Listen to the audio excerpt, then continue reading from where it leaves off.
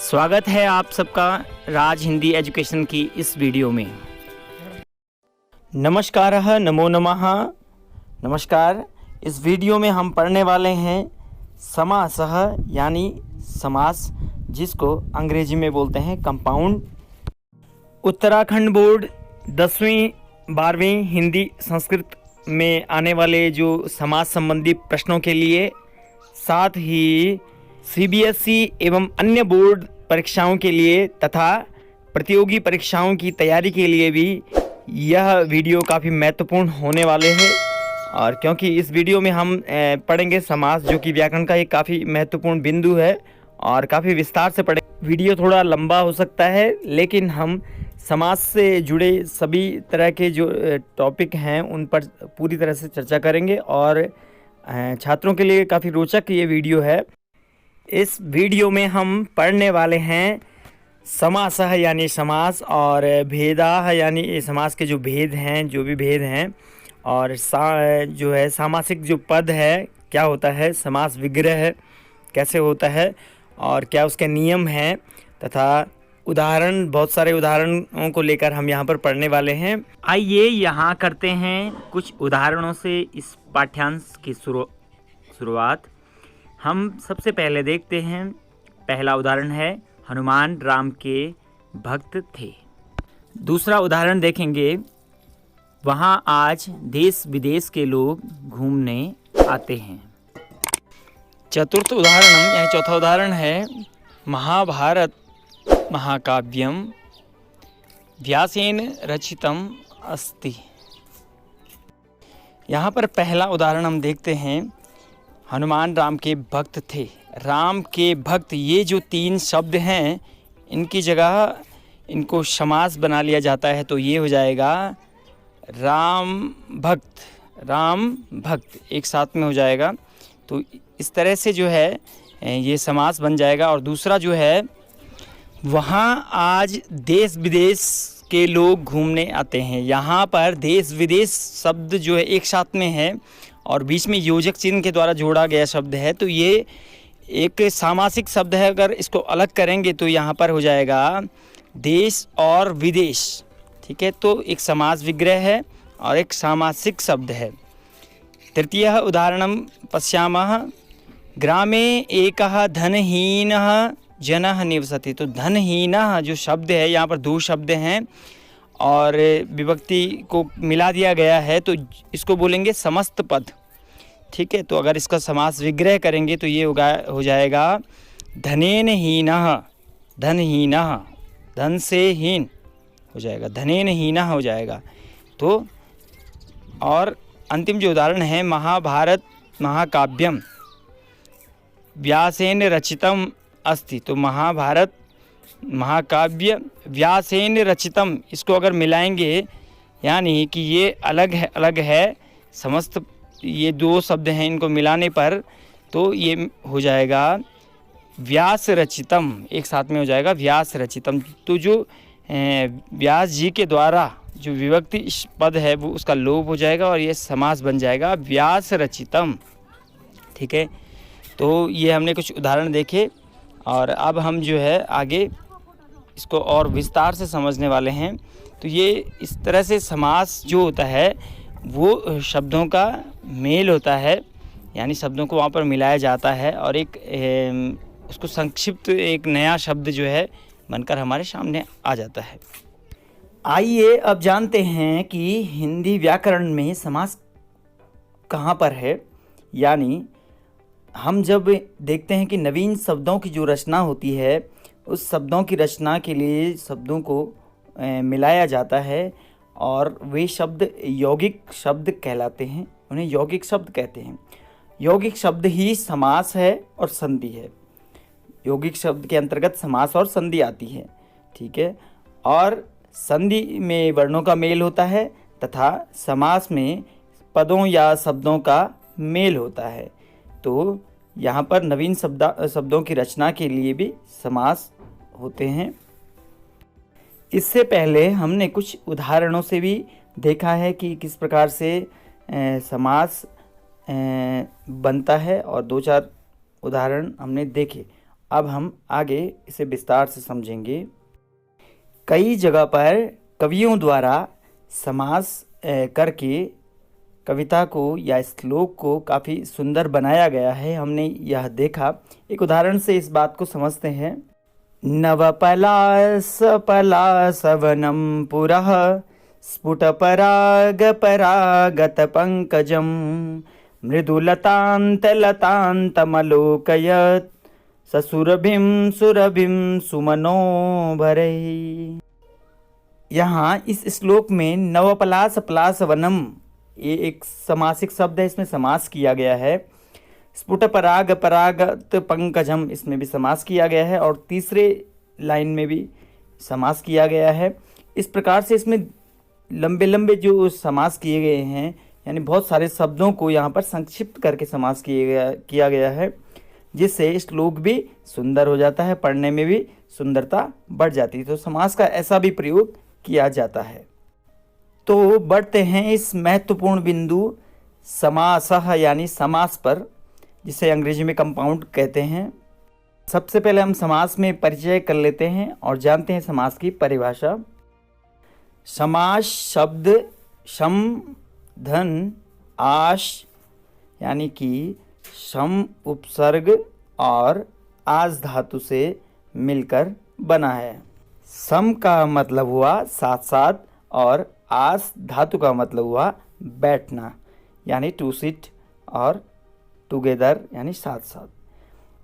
यानी कि इसका आशय यह हुआ कि शब्दों को पास पास लाकर या मिलाकर जब हम एक नया शब्द बनाते हैं, उसको संक्षिप्त करते हैं, संक्षिप्त शब्द बनाते हैं, तो इसी प्रक्रिया को समास कहते हैं। यानी समास में एक से अधिक शब्दों को पास लाकर उन्हें मिलाकर एक नया शब्द बनाते हैं और संक्षिप्त शब्द हमारे सामने आता है।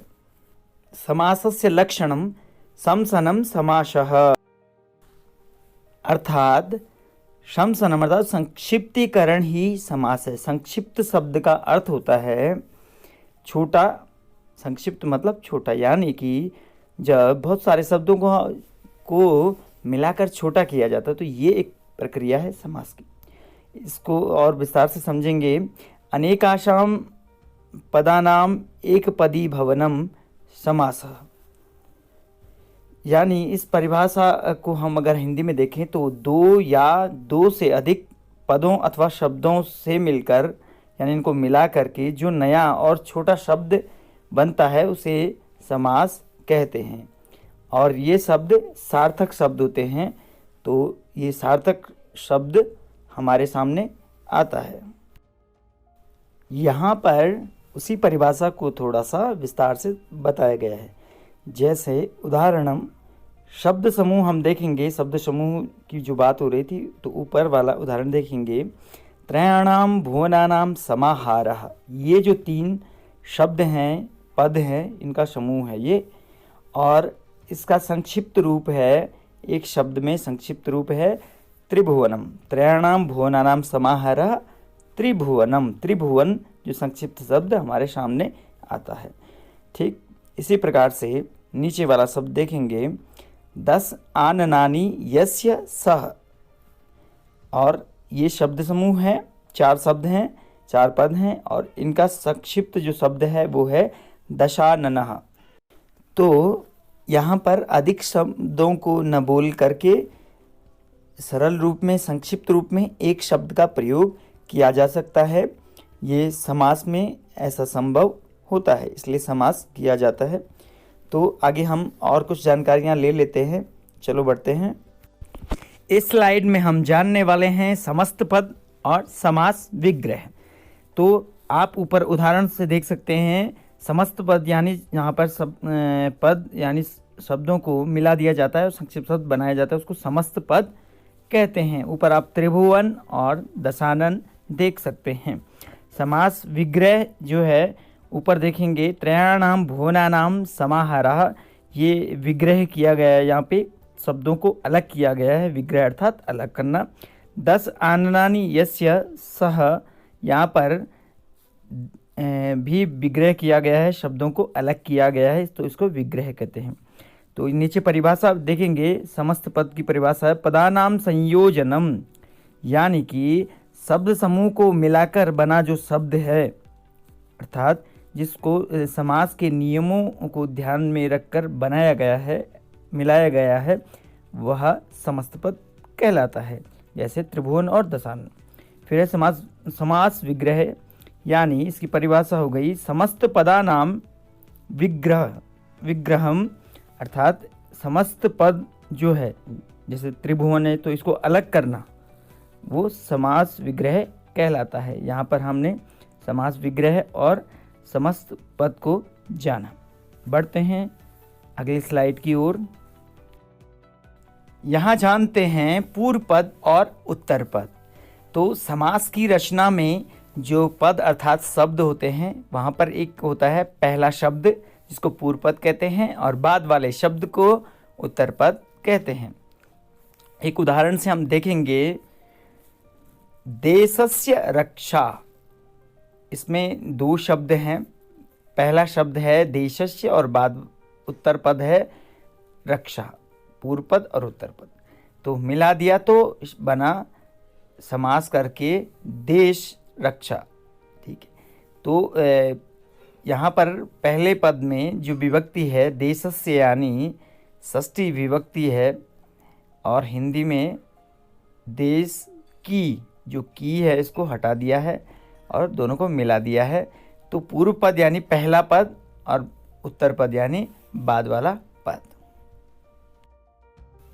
यहाँ हम जानते हैं समास के बारे में कुछ और भी महत्वपूर्ण जानकारियाँ, समास की कुछ विशेषताएं।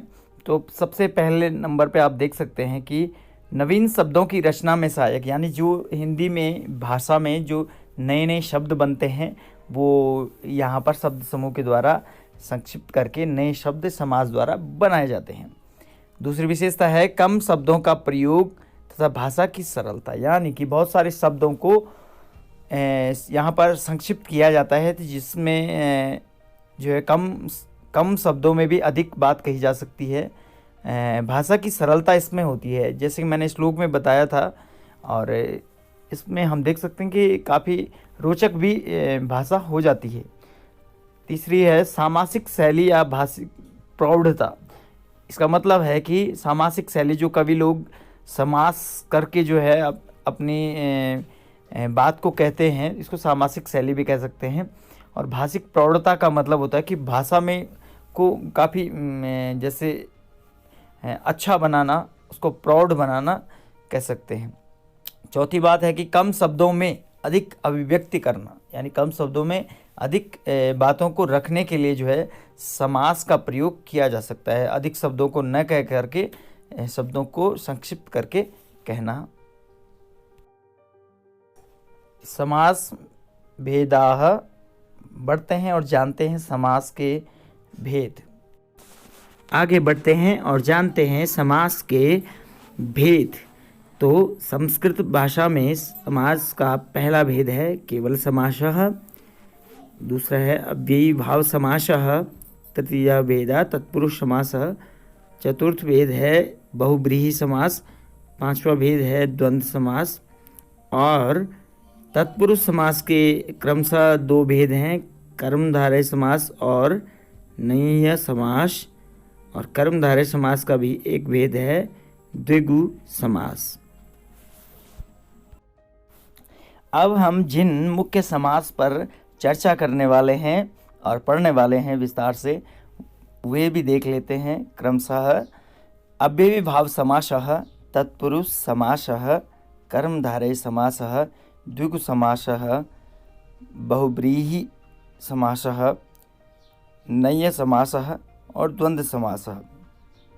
इनको हम क्रम से पढ़ने वाले हैं, संस्कृत में भी और कुछ हिंदी उदाहरणों के साथ में भी हम इनको पढ़ने वाले हैं।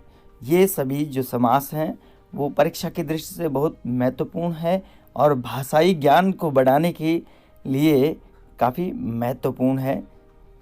तो बढ़ते हैं आगे। समास में हमेशा पदों का मेल होता है, यह बात हमने जान ली है। साथ ही समास में पूर्व पद एवं उत्तर पद होते हैं और विभक्ति का लोप किया जाता है। समास में कभी पूर्व पद मुख्य होता है यानी प्रधान होता है और कभी उत्तर पद प्रधान होता है या कभी अन्य पद भी प्रधान होता है। तो यहाँ पर हम संक्षिप्त में जान लेंगे कि समास में किसकी प्रधानता है या क्या उसका लक्षण है। तो अव्ययी भाव समास जो होता है इसमें पूर्व पद अव्यय या उपसर्ग होता है और पूर्व पद की ही प्रधानता यानी पूर्व पद ही मुख्य होता है। फिर है तत्पुरुष समास। तत्पुरुष समास में उत्तर पद प्रधान होता है और उत्तर पद ही मुख्य होता है। बहुब्रीहि समास में अन्य पद प्रधान होता है और अन्य पद जैसे 10 आनन, 10 हैं आनन यानी मुख जिसके, तो किसके लिए बात कही गई, किसी अन्य व्यक्ति के लिए यानी रावण के लिए बात कही थी, इसलिए अन्य पुरुष प्रधान होता है। फिर है द्वंद्व समास।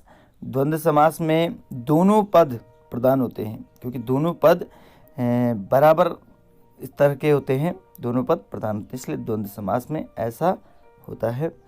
कर्मधारय समास है। कर्मधारय समास में उपमान और उपमेय होता है, उपमान और उपमेय की बहुलता होती है, तो यहाँ पर यह देखा गया है।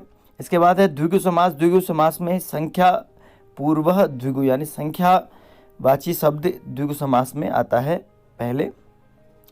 इसके बाद है नय्य समास। तो निषेधार्थ बोधक नहीं, यानी यहाँ पर निषेधार्थ वाले शब्द आते हैं, जैसे अब्राह्मणः यानी अ मतलब नहीं है, ब्राह्मण जो, तो ऐसे शब्द यहाँ पर आते हैं। तो यहाँ पर हमने देख लिया है कि समास में कौन सा शब्द प्रधान है, क्या बात वहाँ पर की जाती है। तो अब हम आगे पढ़ते हैं समास को विस्तार से।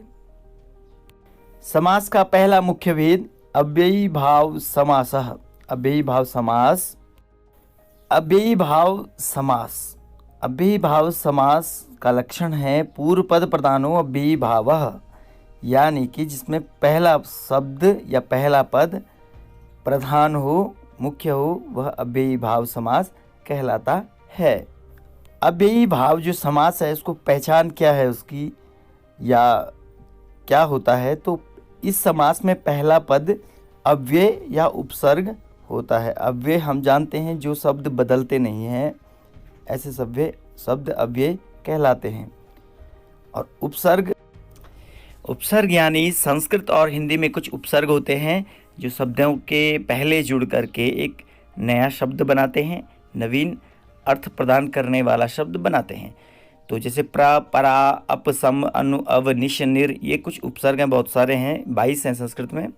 तो अब यहाँ पर होता यह है कि अव्ययी भाव समास में पहला पद उपसर्ग होता है अथवा अव्यय होता है और यही प्रधान होता है। बाद वाले पद में प्रायः षष्ठी विभक्ति यानी का, के, की संबंध जिसे कहते हैं वह हो जाता है। इस बात को हम आगे उदाहरण से विस्तार से समझेंगे। चलिए इस स्लाइड में हम अव्ययी भाव समास को कुछ उदाहरणों से समझने की कोशिश करते हैं। यहाँ पर पहला शब्द देख लेते हैं, उपनगरम। ये समस्त पद है और इसका विग्रह है नगरस्य समीपम। उपनगरम जो समस्त पद है इसमें उपसर्ग है और नगर शब्द है, यानी कि इसमें उप शब्द यानी मुख्य है जो समीप, उप मतलब समीप अर्थ का बोध करता है, ये मुख्य शब्द है। और नगरम शब्द में षष्ठी विभक्ति हो जाती है जब हम यहाँ पर विग्रह करते हैं, तो ये पूरा विग्रह हो जाएगा उप नगरम अर्थात नगरस्य समीपम, नगर के समीप या पास। द्वितीय उदाहरणम अधिहरि। अधिहरि यहाँ पर अधि मतलब में, अधि मतलब में, यहाँ पर सप्तमी विभक्ति है सिर्फ इस उदाहरण में, प्रायः षष्ठी विभक्ति प्राप्त होती है, यहाँ पर मिलती है। तो अधिहरि यानी हरो इति यानी हरि में। तो यहाँ पर ये हमने देखा अधि यहाँ पर प्रधान है, अव्ययी भाव में पहला शब्द प्रधान होता है। तृतीय उदाहरण है अनुरूपम। अनु शब्द का यहाँ पर अर्थ है योग्य, कहीं पर पश्चात भी होता है बाद में अनु। तो अनु यहाँ पर मुख्य शब्द है और रूपम रूपस्य योग्यम अनुरूपम। रूपस्य योग्यम यहाँ पर विग्रह हो गया। तो रूपस्य में षष्ठी विभक्ति है, रूप के योग्य अनुरूप। ठीक है, हम ये शब्द कई बार हिंदी में प्रयोग भी करते हैं, अनुरूप। इसके बाद हम देखेंगे चतुर्थ उदाहरण अनुविष्णु। तो अनुविष्णु यहाँ पे अनु शब्द प्रधान है और उपसर्ग है, और विग्रह करेंगे तो विष्णोः पश्चात। विष्णोः में षष्ठी विभक्ति है, विष्णु के पीछे। अनुविष्णु मतलब विष्णु के पीछे। ये हमने कुछ उदाहरण देखे। तो यहाँ पर प्रत्येक शब्द में उपसर्ग पहले है और उपसर्ग ही यहाँ पर प्रधान या मुख्य है। और कुछ आगे उदाहरण देखते हैं, बढ़ते हैं आगे। कुछ अन्य उदाहरणों से इस बात को और समझ लेते हैं। अति हिमम यानी अति शब्द उपसर्ग है और पहला पद है, यानी यही प्रधान है अव्ययी भाव समास का यह उदाहरण है। अति हिमम यानी अति मतलब नाश के अर्थ में है यहाँ पर अति। तो हिमस्य अत्ययः अति हिमम। हिम का यानी बर्फ का, नाश यानी बर्फ का टूटना है। उपगंगम यानी उप शब्द यहाँ पर प्रधान है और उप समीप के लिए यहाँ पर उप शब्द का प्रयोग किया गया है। और गंगायाः समीपम, गंगा के समीपम यानी पास में। गंगा के में षष्ठी विभक्ति है। तो अव्ययी भाव समास में उत्तर पद जो होता है उसमें षष्ठी विभक्ति प्रायः हो जाती है। फिर है निर्मक्षिकम। निर शब्द अभाव के अर्थ में यहाँ पर अभाव मतलब नहीं होना। तो मक्षिकम में षष्ठी विभक्ति हो जाएगी, मक्षिकाणाम अभावः निर्मक्षिकम। तो अलग कर देंगे, ऐसा प्रयोग होता है भाषा में। फिर है यथा। यहाँ पर अव्यय है। यथा शब्द का अर्थ है अनुसार।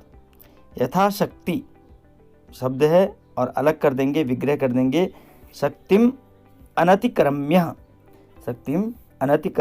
शक्ति के अनुसार, जितनी शक्ति है उतना ही। ठीक है, आगे बढ़ते हैं। अब हम हिंदी पढ़ने वाले जो विद्यार्थी हैं उनके लिए अव्ययी भाव समास को देख लेते हैं किस प्रकार से हिंदी में है, और कुछ उदाहरणों से इस पाठ को समझने का प्रयास करेंगे। तो देखते हैं। अव्ययी भाव समास के हिंदी में भी हम भेद देख लेते हैं। पहला भेद है नाम पद पूर्व अव्ययी भाव समास, दूसरा है अव्यय पद पूर्व अव्ययी भाव समास। नाम पद क्या है यानी और अव्यय पद क्या है, तो ये हम देख लेंगे। तो पहले हम नाम पद पूर्व अव्ययी भाव समास देखते हैं। जिस समास में जब समस्त पद होता है मिला दिया जाता है, तो पहला पद संज्ञा और दूसरा पद अव्यय हो। पहला पद संज्ञा और दूसरा पद अव्यय हो। संज्ञा हम जानते हैं वस्तु स्थान प्राणी के नाम को कहते हैं, और दूसरा पद अव्यय हो उसे नाम पद पूर्व अव्ययी भाव समास कहते हैं। और अव्यय पद पूर्व अव्ययी भाव समास, जिस समास में जब समस्त पद होता है मिलाकर जो शब्द बनता है उसमें पहला शब्द या पद अव्यय होता है या उपसर्ग होता है, तथा दूसरा पद संज्ञा हो उसे अव्ययी पद अव्ययी भाव समास कहते हैं। यानी इन दोनों में कुछ छोटा सा अंतर है, इसको हम उदाहरण से ही समझेंगे, कुछ उदाहरणों से। यहाँ पर इस स्लाइड में आप देखेंगे कि एक तरफ नाम पद पूर्व अव्ययी समास के उदाहरण हैं और दूसरी तरफ अव्यय पद पूर्व अव्ययी भाव समास के उदाहरण हैं। तो पहले हम नाम पद पूर्व अव्ययी भाव समास के उदाहरण देखते हैं। निर्देशानुसार, यहाँ पे निर्देश और अनुसार दो शब्द हैं, तो विग्रह करेंगे तो निर्देश के अनुसार। यहाँ पर जो बाद में जो शब्द है वह अव्यय शब्द है। जैसे अनुसार में अनु शब्द अव्यय है तो उससे ये शब्द है। उसके बाद देखेंगे जीवन भर, विग्रह करेंगे समास विग्रह तो पूरे जीवन। विवाहोपरांत तीसरा शब्द है, विवाह के उपरांत उपसर्ग यहाँ पर आया है, बाद में अव्यय आया है उप। ज्ञानार्थ यानी ज्ञान के लिए, प्रश्नानुसार यानी प्रश्न के अनुसार, विश्वास पूर्वक यानी विश्वास के साथ, तो पूर्वक यानी ये यहाँ पर अव्यय है, तो बाद में अव्यय आता है, पहले संज्ञा शब्द अक्सर आते रहते हैं। अव्यय पूर्व अव्ययी भाव समास। यहाँ पर कुछ उदाहरण दिए हैं, जिन उदाहरणों को हम देखेंगे, समझेंगे। यथार्थ, जैसी योग्यता है। अनुगमन, अनुमत गमन का अर्थ होता है गमन के पीछे गमन। अनु का मतलब पश्चात भी होता है, बाद में। अगला शब्द है प्रत्यारोप, प्रतिधन आरोप, आरोप के बदले आरोप, ये यहाँ पर समास विग्रह हो गया। इसके बाद है आसमुद्र, यहाँ पर समुद्र पर्यंत इसका विग्रह है। और समस्त पद है यथा नियम, विग्रह है नियम के अनुसार। इसके बाद यथार्थ, अर्थ के अनुसार। यहाँ पर हमने कुछ समस्त पद देखे तथा समास विग्रह देखे हिंदी में। तो अब हम आगे बढ़ते हैं। अव्ययी भाव के कुछ अन्य नियम भी हैं, इन नियमों को भी देखते हैं। जब किसी संज्ञा शब्द अथवा अव्यय शब्द या पद की पुनरुक्ति, पुनरुक्ति का अर्थ होता है शब्द का एक से अधिक बार आना, ऐसी स्थिति हो तो वहाँ पर अव्ययी भाव समास होता है। आप एक तरफ देख सकते हैं समस्त पद लिखे हुए हैं और एक तरफ समास विग्रह लिखे हुए हैं।